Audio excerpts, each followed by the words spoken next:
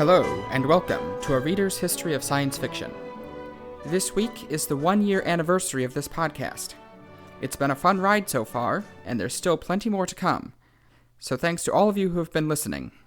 I'm Alex Howe, and this is episode 26, Vonnegut, Adams, and Modern Satire.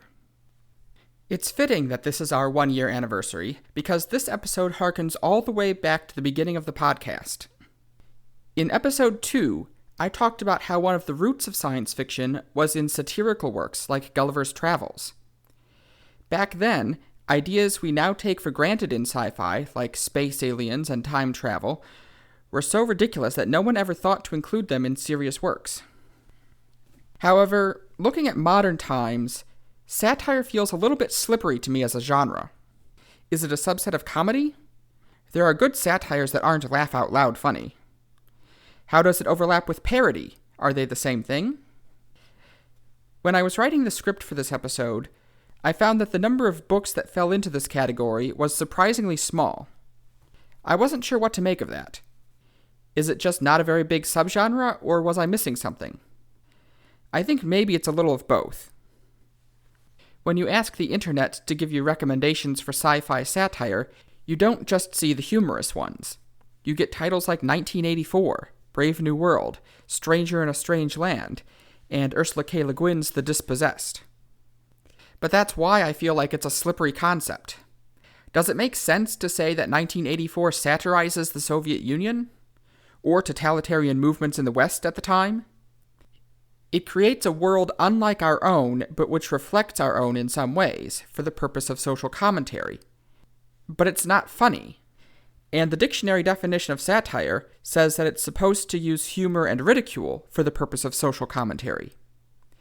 When it comes to dystopias, they're generally quite serious for obvious reasons, with rare exceptions like the movie Brazil, for example. I have linked satire with social commentary more generally in the past, as in the H.G. Wells episode, but I don't think these titles fit the bill. I considered backing up and talking about sci-fi comedy, but that turned out to be a much broader topic that's really too big for this discussion. It doesn't pervade all of sci-fi, per se. I'd be willing to pin it down as starting in the modern sense with the 1948 movie Abbott and Costello Meet Frankenstein. From that perspective, it looks like it was simply comedians jumping on the sci-fi bandwagon. It also seems like film and television are more popular mediums for comedy than books, which also places some de facto bounds on it. However, even when sci-fi comedy became a thing in its own right, I feel like it was more a style that sci-fi could be written in, rather than a subgenre.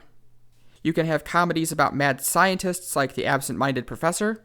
You can have comedies about robots like Short Circuit, comedies about time travel like Bill and Ted, comedies about space aliens like My Favorite Martian. You can even have distinct superhero comedies like Guardians of the Galaxy.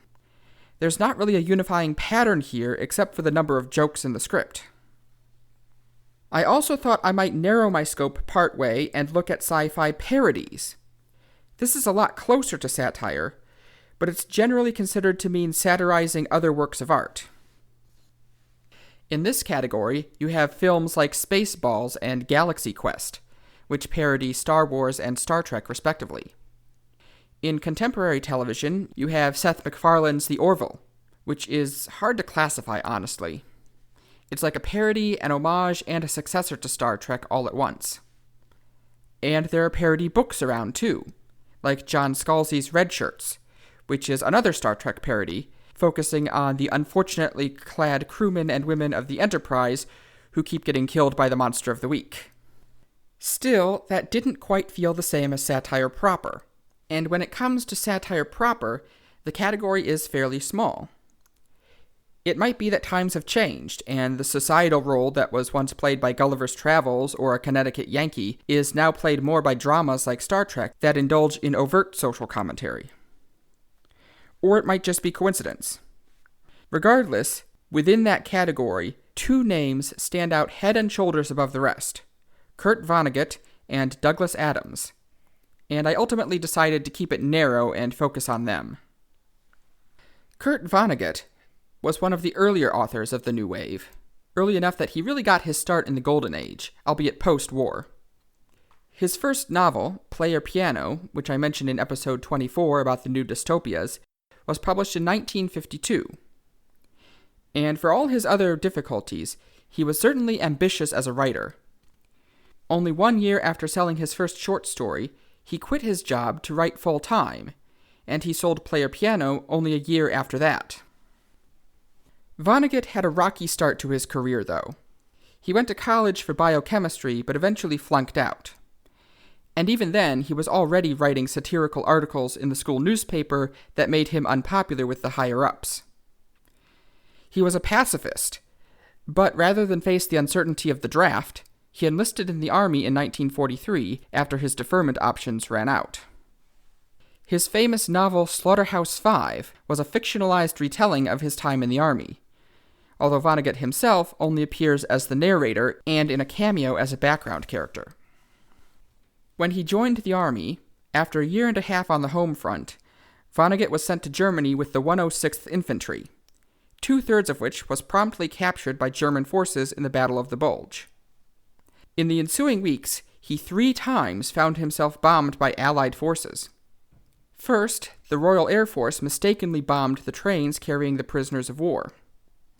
After that, Vonnegut was sent to a work camp in Dresden, where he was, indeed, forced to live in a slaughterhouse. And then, the Allies firebombed the city.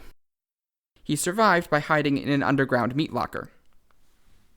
When the Allies were closing in on the ground, they were moved to another camp, which was then bombed by Russian forces, quote, intent on mopping up isolated outlaw resistance, as he put it, at which point he and a few others did manage to escape. Finally, they were picked up by Russian ground troops and sent home. You can read the full story in a letter he sent to his family after he made it back to the American side. Link in the description. The Slaughterhouse-Five version tells this part of the story pretty much straight. At first, he tells it with the air of a historical scholarly work.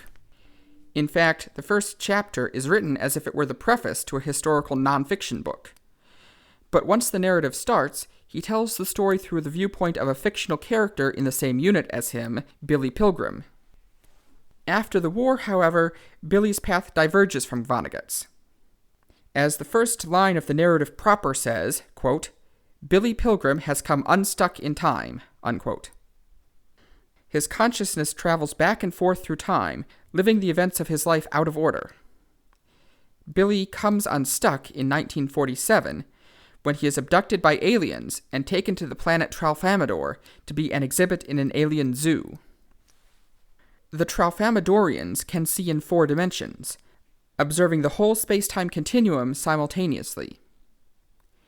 Because they exist in some sense outside of time, despite that existence being finite, death means nothing to them, and they develop a bizarre, fatalistic worldview. After living on Tralfamadore for a while, Billy learns to see time the way they do, something that gives him real comfort amid the tragedy of his life, and he becomes unstuck. If all of that sounds familiar, it's because Slaughterhouse-Five was Ted Chiang's inspiration for his novella Story of Your Life, and the film Arrival that was based on it. Billy also picks up the Tralfamadorian speech patterns, which spill over into the narration itself, specifically the phrase, so it goes. Vonnegut writes the words, so it goes, 106 times in Slaughterhouse-Five, including every time a character is described as dead or dying. In line with their fatalistic attitude, this is the standard Tralfamadorian response to hearing about death, and it does contribute to the immersion of the narrative. It's not surprising that as someone who was a pacifist even before the war, Vonnegut produced one of the most famous anti-war novels in the genre after it. The timing was ripe too. He wrote it in 1969, at the height of the Vietnam War, when Americans were really starting to have what he viewed as a serious discussion about the subject. And like Harrison Bergeron, which I also mentioned in the episode on new dystopias, the satire in this book is as multi-layered as the narrative itself. Vonnegut doesn't shock the readers with the horrors of war. While he doesn't shy away from them, he views them with a sort of detachment. Instead, it's the fatalism of the Tralfamadorians, their dispassion towards death, even when portrayed as a comfort to Billy, that is shocking in its incongruity with the parade of horrors in his life. The narrator does acknowledge the story as an anti-war novel, both in and out of the narrative, including with its real-world subtitle, The Children's Crusade. He avoids the usual tales of glory and heroism in war to emphasize the humanity of the soldiers who are stuck there in over their heads. He also makes a large point of questioning the morality of the bombing of Dresden, but he doesn't do it in a polemical way. Instead, he lets the story speak for itself. There's a lot more to be done with this, but it's not something I could do without going full-on English class essay with a lot more research than I have time to do right now. And I've got more books to talk about, so it goes. Kurt Vonnegut wrote quite a few other famous novels, The Sirens of Titan, Breakfast of Champions, but his most famous work was probably Cat's Cradle. And as wild as Slaughterhouse-Five was, this one gets a whole lot weirder. Cat's Cradle is also written somewhat out of order, but for a different reason. It combined stylistic elements from history books and autobiographies, taking long segues for flashbacks and relevant background. We don't actually understand the point of the story until the end. Unfortunately, I feel like there's no way to properly discuss the satire of the book without one small tidbit. One more thing that's out of order, I guess, so it goes. Okay, seriously, spoiler now. The narrator describes the story as a, quote, history of human stupidity, unquote. That's pretty much all you need to know for our purposes here. It's just that it's so integral to the ending, and yet I don't see how I can explain the significance of the plot without it. Cat's Cradle, thankfully, is not a fictionalized retelling of real life. The narrator, Jonah, is nominally trying to write a book about the atomic bombing of Hiroshima, titled The Day the World Ended. Incidentally, Vonnegut wrote Cat's Cradle several years before Slaughterhouse-Five. As part of his research, Jonah interviews the children of fictional atomic bomb co-creator Felix Honecker. He learns that Honecker created a deadly substance called Ice-9, water ice with a different crystal structure that is solid at room temperature, and even body temperature for that matter, and also transforms any liquid water it touches into more Ice-9. Given the theme of the book, you can probably connect the dots and guess that Ice-9 gets into the environment with world-ending consequences. As an aside, there really is a form of water called Ice-9, though with a Roman numeral 9 instead of spelled out. This is just because scientists give all the possible crystal structures of ice Roman numerals, and there are a lot of them. Ice Roman numeral 9 is made by rapidly cooling water to minus 110 degrees Celsius at a pressure of 2,000 to 4,000 atmospheres, and it is certainly not stable at room temperature. But that's not all there is to the book. Most of the action takes place on the island of San Lorenzo, a fictional banana republic in the Caribbean. San Lorenzo has a bizarre culture. The current government was founded by a U.S. Marine, Earl McCabe, and his partner Buchanan, who overthrew the sugar company that was de facto running the island before. McCabe and Buchanan, faced with an inability to help the islanders' extreme poverty, invented a new religion called Buchananism, which is based around enjoying life through harmless, comforting lies. They then deliberately outlawed Buchananism to give it the allure of the forbidden. By the time Jonah arrives, San Lorenzo is officially a Christian nation, propped up by anti-communist American politicians. But everyone on the island, including the dictator, secretly practices Buchananism.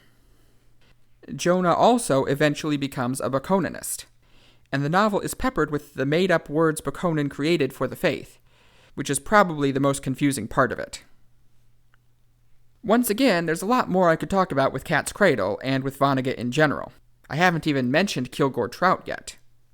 But I've still got a whole other author to talk about. You can read it and chew on it yourself for a while. So it goes. Okay, I'm done. Douglas Adams. Douglas Adams is probably the best-known comedy sci-fi writer, maybe in the whole genre. Vonnegut did write comedy, or at least absurdism, and Adams did write satire, else I wouldn't be talking about him in this episode.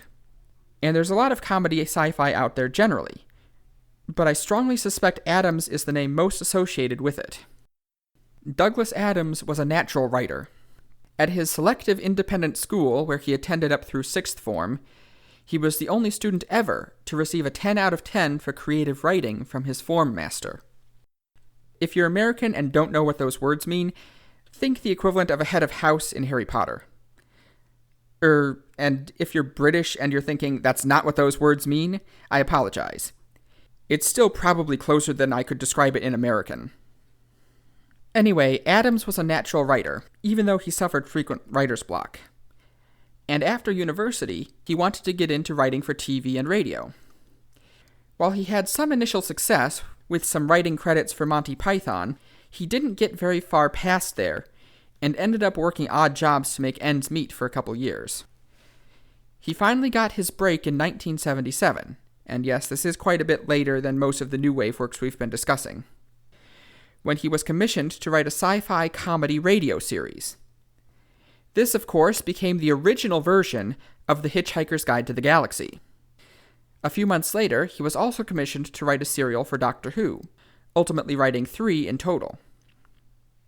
The Hitchhiker's Guide to the Galaxy, originally a radio show and later a series of novels, is about Arthur Dent, a hapless human who is rescued by the alien Ford prefect when Earth is demolished to build a hyperspace bypass, and winds up wandering around the galaxy in a bathrobe. Yeah, sounds pretty silly already, doesn't it? And that's just the opening. But there's a lot of cutting wit and satire, too. The Babelfish, for example, takes a popular argument for the existence of God and turns it on its head to disprove God by getting too twisted up in its own logic. The Vogons are a parody of mindless bureaucrats everywhere. Arthur and Ford making up intelligent-sounding nonsense to complement the Vogons' awful poetry is clearly poking fun at literary criticism. It's a lot faster paced and doesn't focus on one theme like Slaughterhouse-Five or Cat's Cradle do, but there's plenty to work with. Of course, some of it was just coincidence. Famously, Adams tended to write by the seat of his pants, and when he thought the radio series was going to be cancelled, he decided to end it by having Arthur and Ford thrown out the airlock, which would have been a pretty absurdist ending on its own.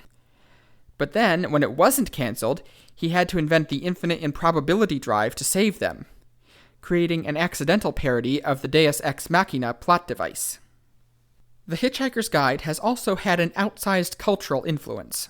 In some circles, it's up there with Star Trek, Star Wars, and of course, its non-sci-fi contemporary, Monty Python. You can see references to it all over the place, like the meaning of life, the universe, and everything being 42, or do you know where your towel is? And of course, the words printed in large, friendly letters on the guide's cover, don't panic. The first couple of books are definitely worth the read. Probably the third one too, since it was originally meant to be a trilogy. The later books, not so much. Between Adams's persistent writer's block and problems in his personal life, they weren't really up to his previous standard. Still a pretty good series overall. Obviously, these aren't the only satirical sci-fi books out there. Several of Stanisław Lem's books are considered satirical. There are newer books like Rob Reed's Year Zero, which satirizes United States copyright law. It's a lot more interesting than it sounds. And honorable mention to Bill the Galactic Hero by Harry Harrison of Soylent Green fame. Bill the Galactic Hero satirizes the military, with the eponymous hero being shanghaied into the space troopers and going through various misadventures with them. Terry Pratchett, a top-notch satirist in his own right, called this book the funniest sci-fi novel ever written, beating out Hitchhiker's Guide. But that's for you to explore. So it goes. Sorry, I had to say it. This has been A Reader's History of Science Fiction. This podcast is available pretty much anywhere you listen to podcasts. Please like and subscribe, etc. You probably know the drill by now. Personally, I like to go with YouTube, where you can find all the episodes along with a few other interesting videos. And you can find all my writings at sciencemeetsfiction.com. My book recommendation for this episode? This was a tough call for me, but I think I'm going to go with Slaughterhouse-Five. I think Vonnegut is more of a consistently good writer than Adams, and I decided it would be better to cut your teeth on Slaughterhouse-Five before descending into the linguistic madness that is Cat's Cradle. Honestly, Cat's Cradle was a good book, but I had trouble at first listening to it on audiobook without having access to a Baconist glossary. The next episode is another special occasion because it will be my second author interview on this podcast. This time, I will be interviewing Kira Lay, a freelance writer and artist who is releasing their debut novel, Constellus Vos Volume 1, the day after that interview will air. You can find them at constellusvos.ml, and be sure to tune in for the interview. Thanks for listening.